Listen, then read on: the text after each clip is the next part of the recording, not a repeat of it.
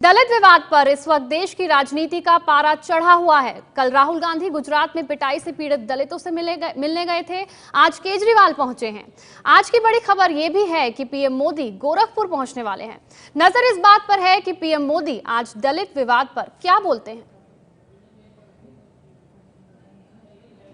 तो प्रधानमंत्री नरेंद्र मोदी की आज गोरखपुर में होने वाली है रैली, और ये रैली हो रही है दलितों के खिलाफ जो अत्याचार हो रहे हैं उस सब के बीच।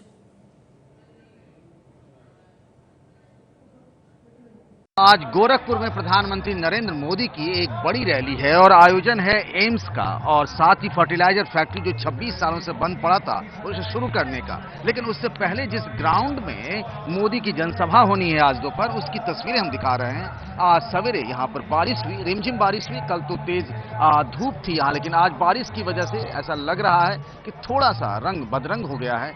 ग्राउंड में कुछ जगहों पे पानी थोड़ा सा भर गया है। कोशिश की जा रही है उसे सुखाने की, निकालने की।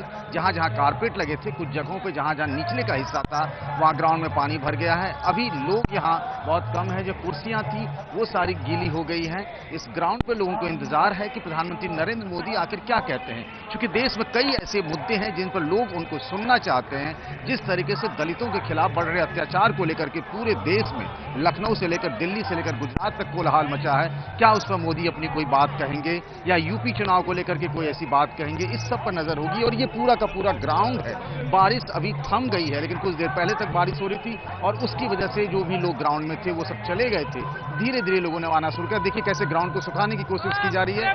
कारपेट को लगा लगा करके पानी उससे निकालने की कोशिश की जा रही है ताकि जो भी लोग यहाँ आए कोई दिक्कत नहीं हो। लेकिन सबसे बड़ी बात इस बात पर नजर होगी कि आखिर आज गोरखपुर से मोदी क्या कहते हैं। कैमरामैन प्रेम के साथ Pankaj Jha, ABP news, Gorakhpur. Mission UP के तहत पीएम की 3 महीने के भीतर ये चौथी रैली है। पीएम उस खाद कारखाने को फिर से शुरू करने की योजना की शुरुआत करेंगे जो 20 साल से ज्यादा समय से बंद है।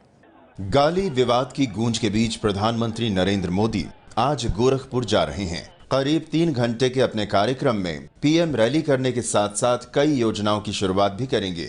पीएम मोदी 1000 करोड़ की लागत से बनने वाले एम्स की आधारशिला रखेंगे। बंद पड़े खाद कारखाने के नवीनीकरण का शुभारंभ करेंगे। गोरखनाथ मंदिर में महंत अवैधनाथ की प्रतिमा का अनावरण करेंगे। यूपी के चुनाव में बहुत कुछ दांव पर है बीजेपी का। पार्टी को इस बात का एहसास है कि उनके 73 सांसदों ने यूपी में कोई ऐसा तीर नहीं मारा है, न ही कोई बहुत बड़े विकास के वादे हैं। जाहिर सी बात है, एम्स और ये खाद की फैक्ट्री दोबारा शुरू करने की बात लेकर के बीजेपी अपने लिए गोरखपुर ही नहीं बल्कि यूपी के पूर्वांचल में एक लॉन्चिंग पैड बनाने की कोशिश में है। ट्रैफिक की स्थिति और सुरक्षा के लिहाज से गोरखपुर के तमाम स्कूलों में आज छुट्टी कर दी गई है और शहर में करीब 5000 जवानों को तैनात किया गया है। कोई भी व्यक्ति बिना चेकिंग के सभा स्थल में प्रवेश नहीं कर पाएगा। इसके अलावा जो प्रमुख स्थान है वहाँ पर पासेज जारी करे गए हैं। जैसे शिलान्यास स्थल है वहाँ पर लिमिटेड लोग ही अलाउड है। दौरे की तैयारियों को लेकर बीजेपी के प्रदेश अध्यक्ष केशव प्रसाद मौर्य एक दिन पहले से ही वहां डटे हुए हैं। मिशन यूपी के तहत बीते 3 महीने में पीएम की ये चौथी बड़ी रैली हो रही है।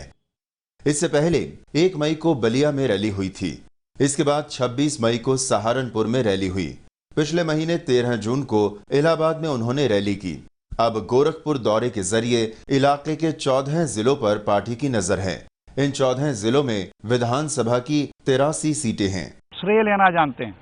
जो चीज 1.5-2 साल पहले हो जानी थी, आने के बाद उसको मोदी जी ने इतना लेट किया और सिर्फ श्रेय लेने के चक्कर में ये उन्होंने किया। गैस पाइपलाइन की स्वीकृति भारत सरकार दे रही है। एम्स भारत सरकार, वर्तमान मोदी जी के नेतृत्व की सरकार एम्स बनाने जा रही है। तो अब कांग्रेस के लोग कुछ भी कहते रहे तो क्या उनकी बात, आखिर उन्होंने अपने 10 साल तक मौका उनको मिला, 10 सालों तक कांग्रेस ने किया क्या? गोरखपुर के सांसद आदित्यनाथ इस इलाके में बीजेपी के ताकतवर नेता हैं। आदित्यनाथ खुद मुख्यमंत्री पद के दावेदार भी हैं, लिहाजा इस रैली के जरिए ताकत दिखाने की भी कोशिश हो रही है।